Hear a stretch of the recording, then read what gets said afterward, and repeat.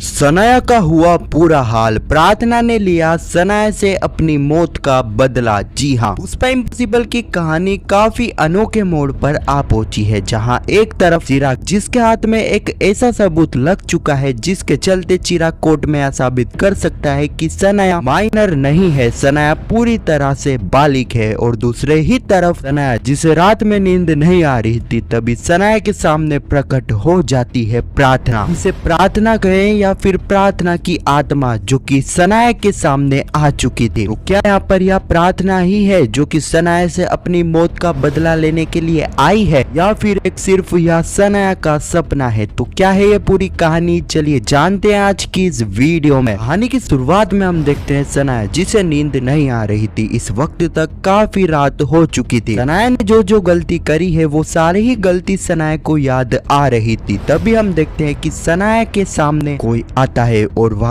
और कोई नहीं बल्कि प्रार्थना थी। अब प्रार्थना को देखकर ही सनाया के होश उड़ जाते हैं। प्रार्थना इशारों से सनाया को कहती है कि वह उसके पीछे पीछे आई। सनाया ऐसे ही करती है मानो कि सनाया प्रार्थना के वश में हो चुकी थी। प्रार्थना जहाँ जा रही थी उसके पीछे पीछे सनाया भी जा रही थी। दूसरे ही तरफ हम पुष्पा को देखते हैं। पुष्पा की नींद खुल जाती है। पुष्पा देखती है कि सनाया तो उसके बेड पर है ही नहीं। यह देखकर पुष्पा काफी घबरा जाती है। पुष्पा चारों ही तरफ सनाया को ढूंढती है, लेकिन सनाया घर में कहीं भी मौजूद नहीं थी। यहाँ तक कि सनाया की चप्पल भी घर में थी, लेकिन सनाया वहाँ पर मौजूद नहीं थी। दूसरे ही तरफ हम सनाया को देखने वाले हैं जिसके सामने प्रार्थना होगी। अब यहाँ पर प्रार्थना एक तरह सनाया को समझाने वाली है। एक तरह यहाँ पर प्रार्थना की आत्मा सनाया को उसकी गलती का एहसास करवाएगी, उसे समझाने की कोशिश करेगी कि जो उसने करा था वह कितना गलत था। उसी दौरान हम देखने वाले हैं कि कुछ ही पलों बाद प्रार्थना वहां से गायब हो जाएगी और सनाया उसी जगह पर बेहोश हो जाएगी। और हो भी क्यों ना, क्योंकि उसने अभी अभी एक आत्मा से बात करी है। दूसरी तरफ हम देखेंगे कि पुष्पा जो कि सनाया को ढूंढते ढूंढते चोल के बाहर आ जाएगी। तभी पुष्पा की नजर जाएगी सनाया पे। सनाया जो कि चोल के बाहर बेहोश पड़ी होगी। यहीं पर पुष्पा सनाया के पास जाने वाली है और उसे उठाएगी। कुछ ही देर बाद हम देखने वाले हैं कि सनाया उठ भी जाएगी, लेकिन यहाँ पर सनाया बताएगी कि किस तरह उसके सामने प्रार्थना की आत्मा आई थी। लेकिन कोई भी यहाँ पर सनाया की बात पर यकीन नहीं करने वाला है। प्रार्थना की आत्मा इसीलिए आई थी कि वह यहाँ पर सनाया को उसकी गलती का एहसास दिलवाए, जो कि उसने करा भी था। कहीं ना कहीं यहाँ पर सनाया को अपनी गलतियों का एहसास हो जाएगा। तो यही कुछ कहानी है जो कि आज के एपिसोड में हमें देखने को मिलने वाली है। खैर, आपको यह वीडियो कैसी लगी कमेंट में जरूर बताना, और पुष्पा इम्पॉसिबल के आने वाले एपिसोड की अपडेट सबसे पहले देखने के लिए चैनल को सब्सक्राइब अवश्य करना। जब तक के लिए धन्यवाद।